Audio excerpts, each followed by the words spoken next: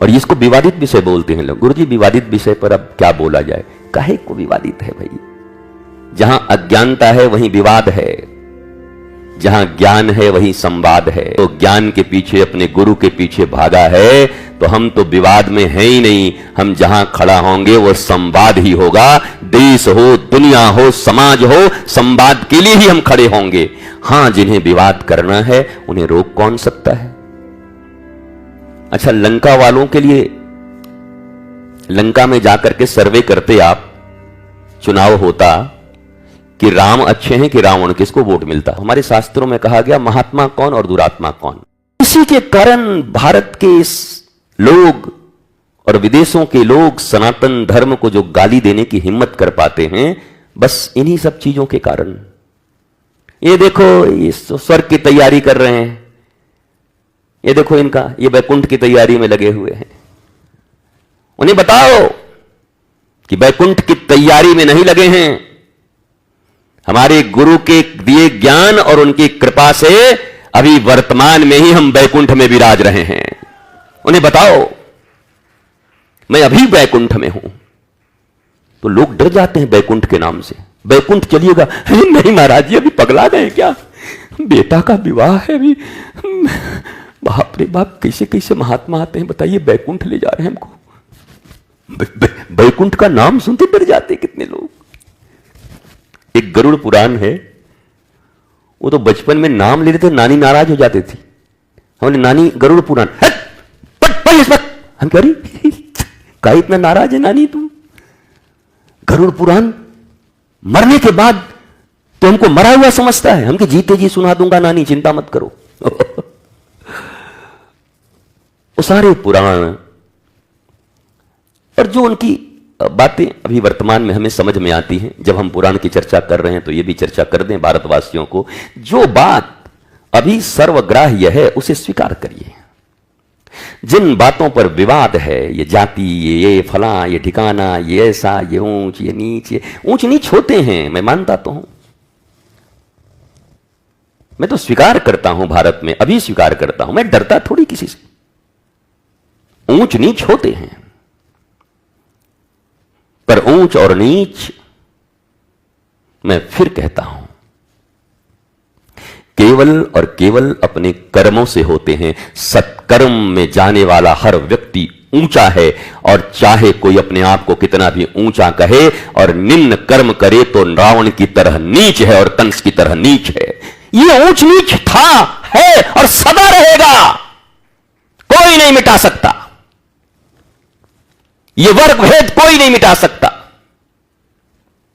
जाति को स्पेसीज कहते हैं अंग्रेजी वाले। तो जाति तो खुद ही एक मनुष्य की जाति है। मनुष्य एक प्रजाति है, स्पेसीज खुद ही जाति है मनुष्य। अब इसमें भी तुमने अगर कुछ बांट रखा है तो तुम्हारी मर्जी, बढ़िया है, तुम अपना बांटे रहो काम के लिए। हमने तो कई बार कहा, लोहा का काम करे सो लोहार, सोना का काम करे सो सोनार। और शुक्ला ढाबा, शुक्ला हलवाई, हलवाई है उस समय वो, ढाबा खूब सुंदर मिठाई बनाते हैं। ये है जाति पाति। कर्म कर्म जो हम कर्म कर रहे हैं, बस इतना। हमने कहा तो आने वाले समय में वो पत्रकार की अलग जाति होगी और कलाकार की अलग जाति होगी, सब जाति बढ़ने वाले हैं। कंप्यूटर वालों की अलग जाति होगी। आपकी जाति कंप्यूटर, क्या नाम है? सविता कुमारी कंप्यूटर। आपका हरप्रीत लाल कंप्यूटर। अच्छा, आप लोग कंप्यूटर हैं? हाँ, हम लोग कंप्यूटर। ये जाति आने वाली है, आप यकीन मानो, ये आ जाएगी। बाकी तो अंग्रेजों ने ले आया, जो नहीं था आपके पास, ये जितनी भी थी सब ये ले आए हैं, और बाकी भी आ जाएगी। और इसको विवादित विषय बोलते हैं लोग। गुरुजी विवादित विषय पर अब क्या बोला जाए? काहे को विवादित है भाई?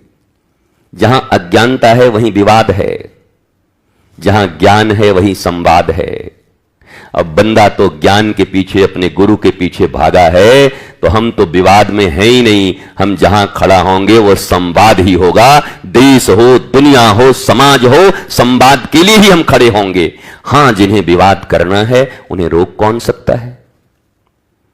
अच्छा, लंका वालों के लिए, लंका में जाकर के सर्वे करते आप, चुनाव होता कि राम अच्छे हैं कि रावण, किसको वोट मिलता?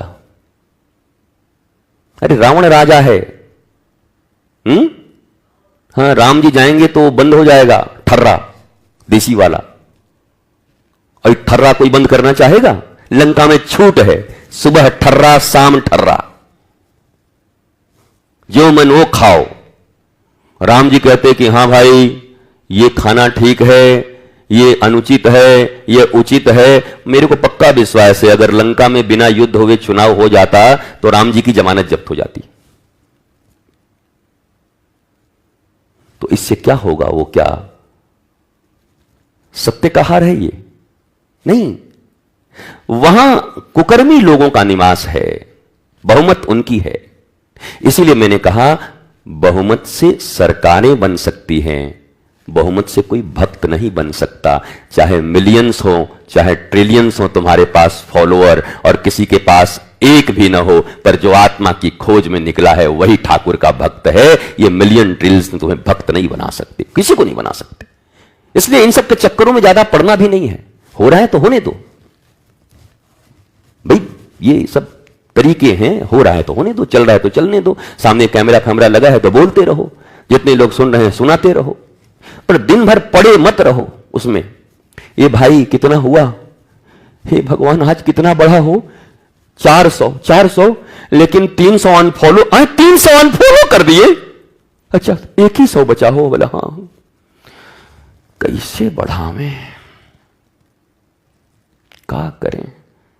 क्या करें कि नंबर 1 पहुंच। कुछ मत करो, जमीन बेचो, पैसा लगा दो, दे दो, वो आईटी वालों को बढ़ा देंगे।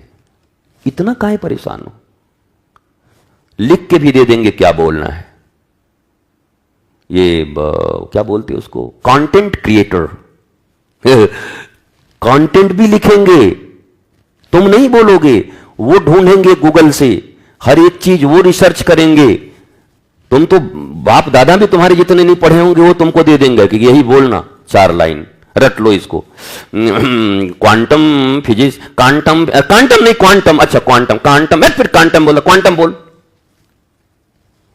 हमने कई लोगों को, अब ये से बोल के थोड़ा सा विवाद नहीं करोगे ना, मत करना। हमने कई लोगों को कंटेंट रटते हुए, पढ़ते हुए, और वो मीडिया, वो जो ये लोग होते हैं वो रटाते हुए बढ़िया बढ़िया बाबाओं को देखा है। बाबा स्टूडेंट बने हुए हैं और कंटेंट वाला, अरे महाराज जी शुद्ध तो बोलिए। हाँ, तक क्वांटम ही तो कह रहे हैं, क्वांटम नहीं बाबा जी, क्वांटम। अच्छा क्वांटम, हाँ क्वांटम, वो तो तुम्हें दे देंगे कंटेंट क्रिएटर। पैसे लगा लो, कंटेंट क्रिएटर ड्रेसिंग सेंस बता देंगे कि क्या चल रहा है, भी किसमें हिट हो जाओगे। सब ऐसे पहन रहे हैं, तुम थोड़ा उल्टा करो, मैं बताता हूं। वो सारी चीजें उपलब्ध हैं, पर मैं तुमसे पूछता हूं, बाबा त्रिजोगीनाथ, बाबा भटकुइया, बाबा भटपोरी, क्या तुम आत्मज्ञानी हो गए? तुम्हारे दिल में चैन है? तुम तो अभी भी ईर्ष्या में जी रहे हो कि भी और आगे जाना है। प्रतियोगिताएं, कभी भी कोई आत्मज्ञानी मनुष्य प्रतियोगिता नहीं कर सकता। योग्यता के आधार पर पात्रता ग्रहण करके अपने ठाकुर को प्रसन्न करने के सिवा और अपने आत्मज्ञान की प्राप्ति के बाद वापस इस सृष्टि संसार में लौटकर न जाने कितनों का मंगल करने के लिए वो गांव गांव जा सकते हैं, नानक, रैदास, कबीर की तरह, बुद्ध की तरह, महावीर की तरह, लेकिन वो प्रतियोगिता नहीं कर सकते। मैं तुम्हें भी कहता हूं, तुम भी कभी कभी अपना टेस्ट किया करो। अगर तुम्हारे जीवन में प्रतियोगिताएं हैं, नाम तो तुम्हारा बड़ा है, पर भीतर भीतर तुम्हें कभी चैन नहीं मिलती। उसको पछाड़ना है, उससे आगे निकलना है, वो कैसे भागा जा रहा है, वो कैसे निकल गया। आई कैन सी तुम अभी धर्म की पहली सीढ़ी पर, सीढ़ी तो छोड़ो, तुम धर्म के गेट तक नहीं आए हो। सारी दुनिया तुम्हें धार्मिक मान ले।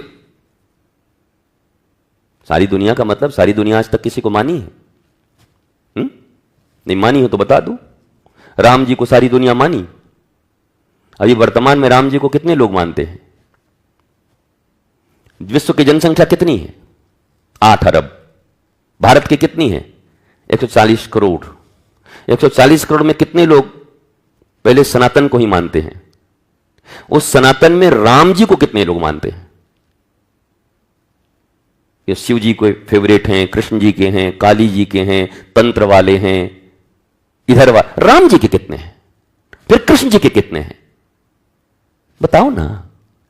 तो सारी दुनिया तो भगवान को भी नहीं मानती, और तुम सोच रहे हो एक दिन गुरुजी सारा दुनिया में डंका बजा दूंगा। हमके डंका नहीं बजेगा, पिपीहिरी बज जाएगी, राम नाम सत्य है का, जल्दी निकल जाएगी। 4 आदमी लेकर के निकल जाएंगे। क्या हुआ? बोला वो निकल गए महाराज जी, गत प्राण हो गए, समाधि हो गई महाराज जी की। चेक करो, तुम सब भी जो बैठे हो, अभी गुरु पूर्णिमा आएगी, तुम्हारे भीतर में भी ईर्ष्या का उछाल मारेगा। कौन नजदीक आएगा, कौन पास आएगा, किसको तिकड़म से दूर रखना है, किसको हटाना है, किसको अपना बनाना है, किससे दूर रखना है, कौन बढ़िया पार्टी है उससे परिचय करना है, कौन माल देगा, कौन 2 ताल देगा, कौन हमको छल देगा। इन सब चक्करों में मत पड़ो, हमारी तरह मौज में रहो। शीशा बंद है।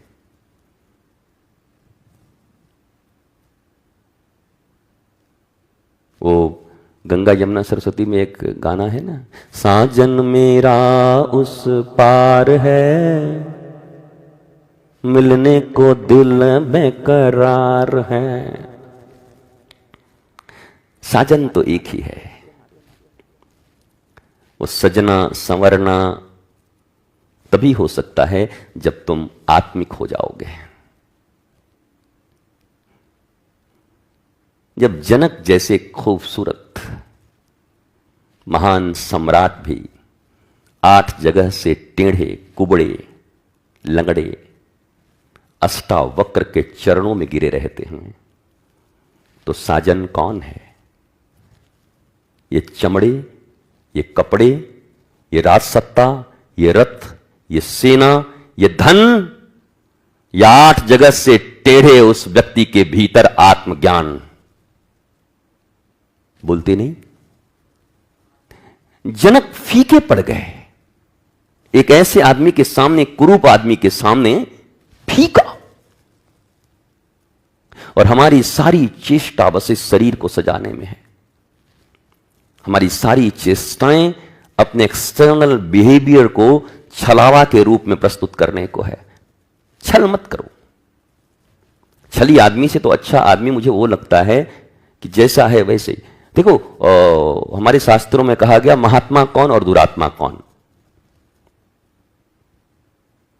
मन से, वचन से और कर्म से। मन, कर्म और वचन तीनों जिसके एक हैं वो महात्मा, और मन, कर्म और वचन में जिसकी, वो दुरात्मा। इतना ही अंतर है। कोई तिलक, कोई माला, कोई दंड, कोई जटा, कोई झूठ काम नहीं करेगा। शास्त्र चिल्ला चिल्ला के कह रहा है, मन, वाणी और कर्म में एकता है जिसकी, वो महात्मा। वो स्त्री हो, वो पुरुष हो, बालक हो, वृद्ध हो, वो घाना में हो, ऑस्ट्रेलिया में हो, वो अरब में हो या भारत में हो, कहीं भी हो, मन, वचन और कर्म जिसके एक हैं उसी को महात्मा कहते हैं। कर्म शब्द कहा गया है, दुष्कर्म नहीं। नहीं तो आतंकवादियों को ही महात्मा मत कह देना कि तो मन वचन कर्म से एक है। कर्म का अर्थ ही है सुकर्म, सत्कर्म। कर्म शब्द यहां सत्कर्म से है। मन वचन कर्म एक। और वो जो अग्निपथ का डायलॉग है अमिताभ बच्चन का, ए अन्ना ये फोन भी अजीब चीज है, आदमी सोचता कुछ है, बोलता कुछ है और करता कुछ है। अन्ना दुरात्मा, इतना ही अंतर है। इस श्लोक को पढ़ लेना, मनस्य एकम, खोज लेना, ढूंढ लेना गूगल पर सब और रट लेना इसको कि महात्मा शब्द की परिभाषा किस शास्त्र में, किस श्लोक में दी गई। और इसके अपोजिट दुरात्मा। इसलिए कई बार आपने देखा होगा कि बाहर से बहुत भक्ति का वेश किसी का हो, पर वो मेरे उतने करीब नहीं हो सकता।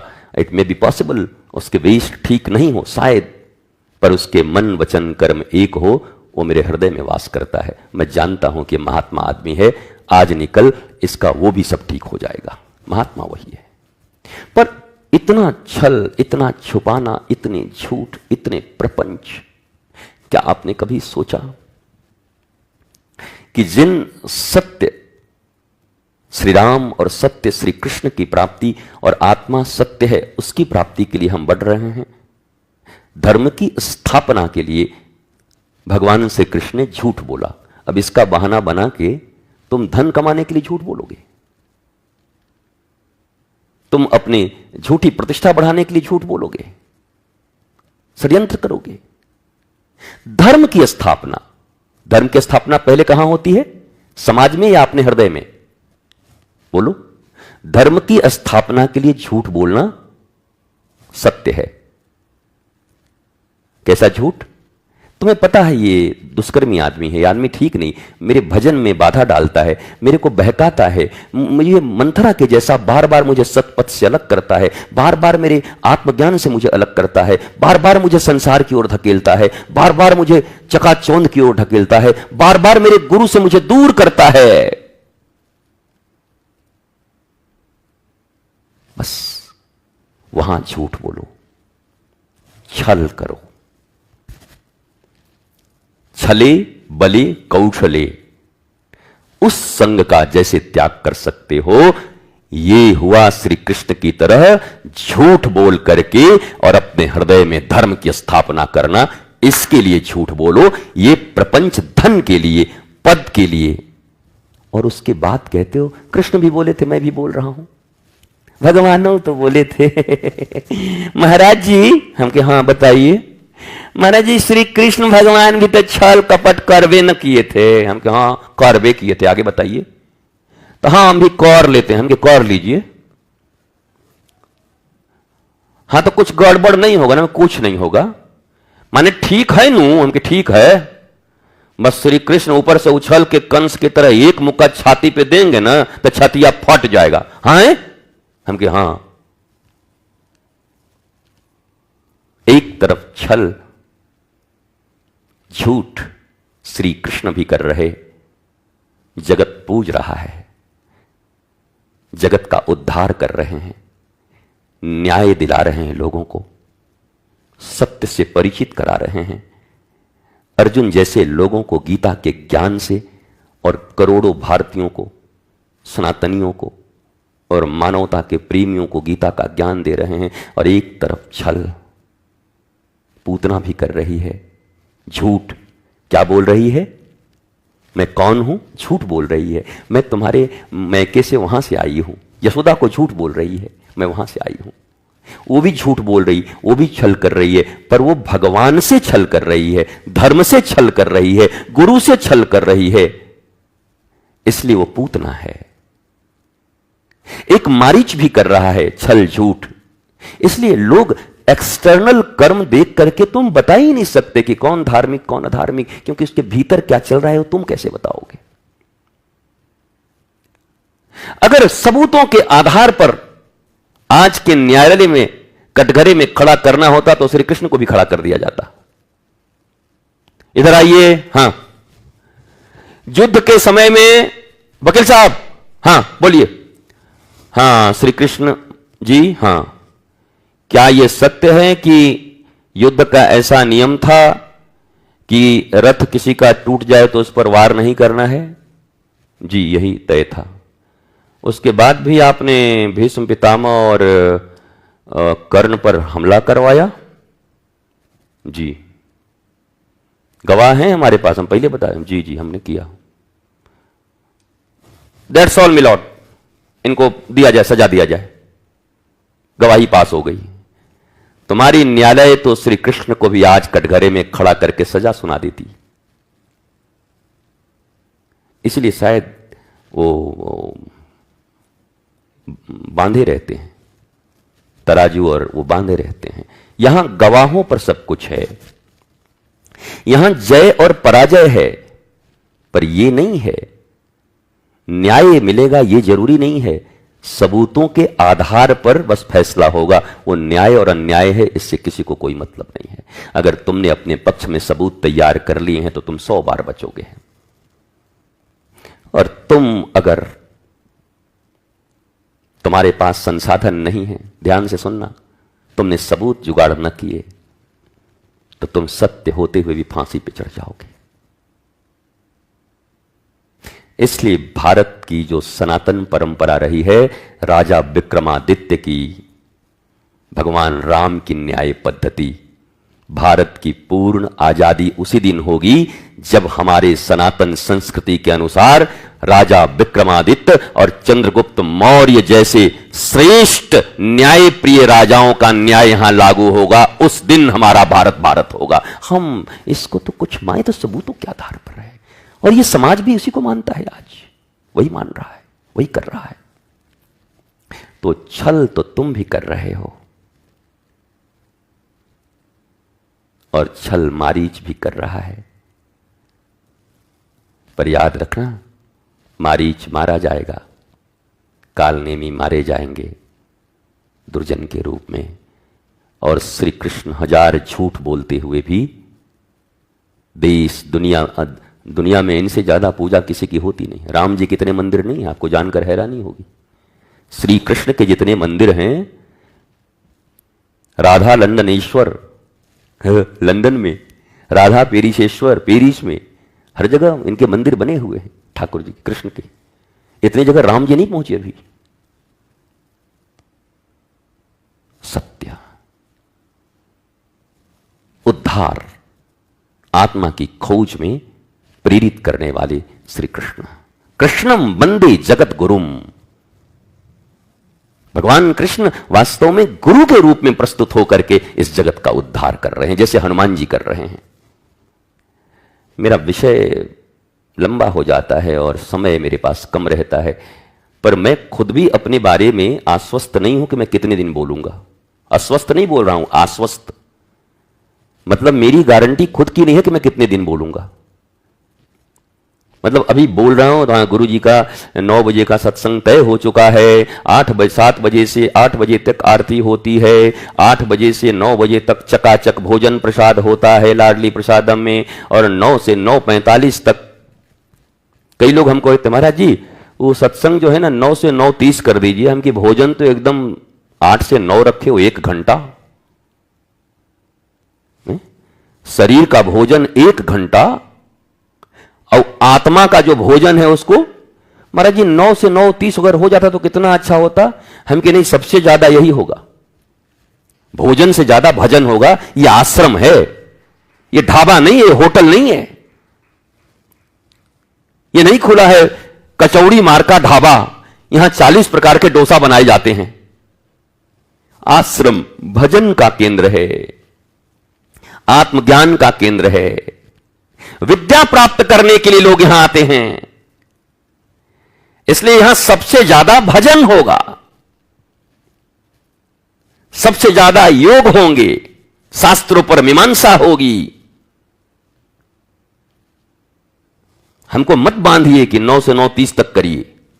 कई लोग हैं भारतवर्ष में सलाह दिया हमको, महाराज जी 9 से 9:30, अगर 9:40 भी कर सकते हैं हम कि नहीं, वाह आप तो बड़ी मतलब हमारे ऊपर इतना कृपा किए, 10 मिनट और दे दिए। हाँ 9:40 तक कर लीजिए। और मान लीजिए किसी दिन अगर हो ही गया तो 9:45 में कोई दिक्कत नहीं है, एक आध दिन चलेगा, एक आध दिन चलेगा 9:45, उससे ज्यादा मत बढ़ना तुम। हम तो ऐसे है कि बैठे तो फिर 10:30 बजे की 11 बजे खींचे ही चले जाए, और हमारो मर्जी महाराज। हमारी ये माइक, हमारा लाइट, बिजली बिल हम भरते हैं 1,00,000-1.5 लाख महीने में। माइक हमारा, लाइट हमारा, कैमरा हमारा, फेसबुक पर हम ही हैं, यूट्यूब पर चली रहा है, हम बोलते रहेंगे। तुमको खाना है जाकर उधर कचौड़ी खा करके आओ, फिर उधर से जाकर के दूध पी करके आओ। थक गए, चलो दूध पी करके आते हैं, जाओ पी आओ, हम क्या करें। पर यहां हम आत्मज्ञान के लिए तो हैं, ये जितना ज्यादा हो जाए, जितना अच्छा हो जाए।